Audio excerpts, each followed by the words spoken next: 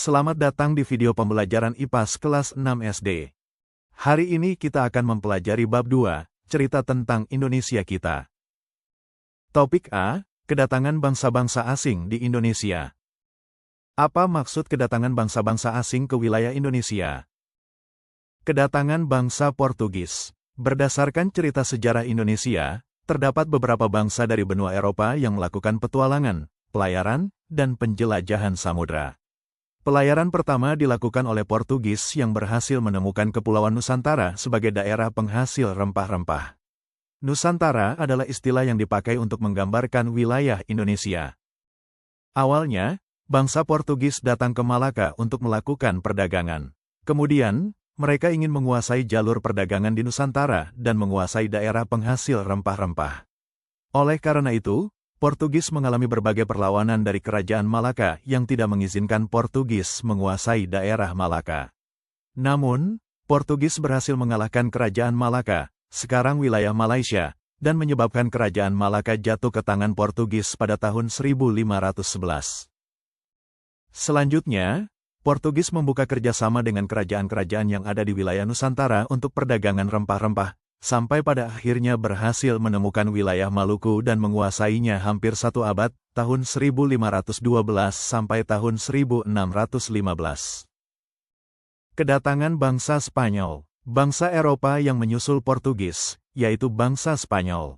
Tujuan kedatangan mereka ke wilayah timur Indonesia hampir sama dengan bangsa sebelumnya. Tidak hanya melakukan perdagangan rempah-rempah, tetapi bangsa Spanyol mempunyai tujuan lain yang dikenal dengan istilah gold, glory, dan gospel pada daerah yang dikunjunginya. Bangsa Spanyol datang ke wilayah timur Indonesia, yakni di daerah Tidore, Maluku. Pada saat kedatangan bangsa Spanyol tersebut, di Maluku sedang terjadi persaingan antara kerajaan Ternate dan kerajaan Tidore. Kerajaan Ternate mendapat dukungan dari bangsa Portugis dan kerajaan Tidore mendapat dukungan dari bangsa Spanyol. Akan tetapi seiring perjalanan waktu, rakyat Ternate dan Tidore menyadari bahwa sebenarnya mereka dirugikan dengan kedatangan bangsa-bangsa asing, Portugis dan Spanyol.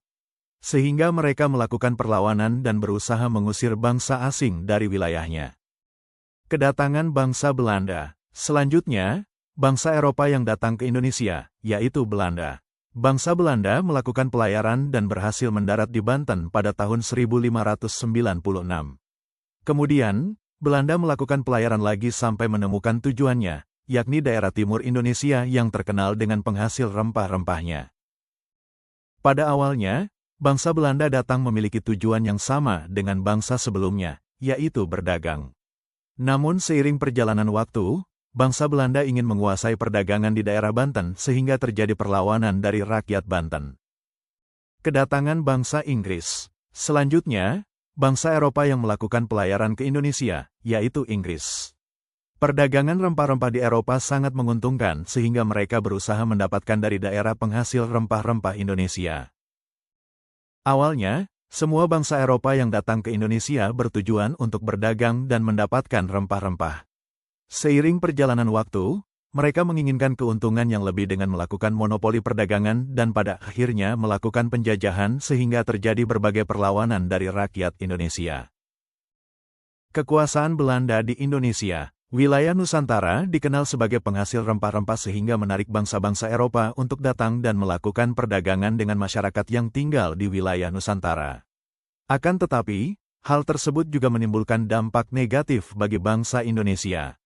Hal ini dikarenakan bangsa Eropa selain berdagang juga memiliki tujuan lain, salah satunya untuk menguasai wilayah penghasil rempah-rempah tersebut. Bangsa yang menguasai wilayah Indonesia paling lama, yaitu bangsa Belanda.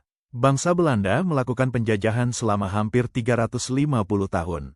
Berikut keberhasilan bangsa Belanda saat menjajah Indonesia. Pembentukan VOC. VOC atau Verenigde Oost-Indische Compagnie dibentuk pada tahun 1602 yang merupakan perusahaan dagang Hindia Timur dan berkantor pusat di Amsterdam, Belanda. Meskipun perusahaan dagang, namun VOC memiliki beberapa kewenangan istimewa, yaitu, yang pertama, melakukan penebangan tanaman rempah-rempah milik rakyat dan memberikan hukuman pada rakyat Indonesia apabila melanggar aturan monopoli tersebut. Yang kedua, VOC dapat mengeluarkan mata uang sendiri. Yang ketiga, membentuk dan memiliki angkatan perang sendiri. Kultur stelsel atau tanam paksa. Setelah VOC dibubarkan, terjadi perlawanan dari rakyat Indonesia. Salah satunya, Perang Jawa yang berlangsung selama kurang lebih 5 tahun yang dimulai dari tahun 1825 sampai tahun 1830. Perang yang dipimpin oleh Pangeran Diponegoro ini menyebabkan pemerintah Belanda mengalami kerugian besar. Untuk menutupi kerugian tersebut, Belanda mengeluarkan aturan yang diberi nama kultur stelsel atau tanam paksa. Pemerintah Belanda melakukan tindakan sewenang-wenang terhadap rakyat, seperti 1/5 tanah rakyat ditanami tanaman yang diwajibkan. Gagal panen harus ditanggung petani. Bagi yang tidak punya lahan pertanian harus bekerja lebih dari 65 hari. Hal tersebut tentu saja menjadikan rakyat Indonesia semakin menderita. Politik etis atau politik balas budi. Politik etis timbul atas pemikiran sebagian masyarakat Belanda yang menganggap bahwa Belanda telah berhutang budi pada rakyat Indonesia. Oleh karena itu, Belanda perlu memberikan peningkatan kesejahteraan pada rakyat Indonesia. Politik etis digagas oleh Konrad Theodor van Deventer. Politik ini dijalankan pada tahun 1890 dengan melakukan, pertama, memberikan pendidikan pada rakyat pribumi, kedua, membuat irigasi, ketiga, transmigrasi atau perpindahan penduduk. Kesimpulan pembelajaran kita hari ini, yang pertama, daerah timur Indonesia Maluku dan sekitarnya merupakan daerah penghasil rempah-rempah. Yang kedua, bangsa Eropa yang melakukan pelayaran menggunakan kapal sampai ke Kepulauan Nusantara, Indonesia, untuk melakukan perdagangan dan mencari rempah-rempah, yaitu Portugis, Spanyol, Inggris, dan Belanda. Yang ketiga, bangsa Portugis dan Spanyol, selain tujuan berdagang juga memiliki 3 tujuan utama yang dikenal dengan istilah gold, glory, dan gospel.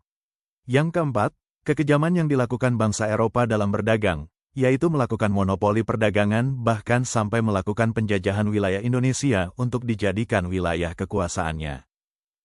Kosakata baru, gold, artinya memburu kekayaan mencari emas, perak, bahan tambang, dan rempah-rempah.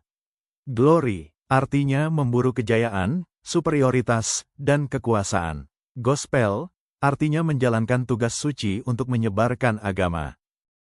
Sampai di sini pembelajaran IPAS kita hari ini materi bab 2, cerita tentang Indonesia kita, topik A, kedatangan bangsa-bangsa asing di Indonesia.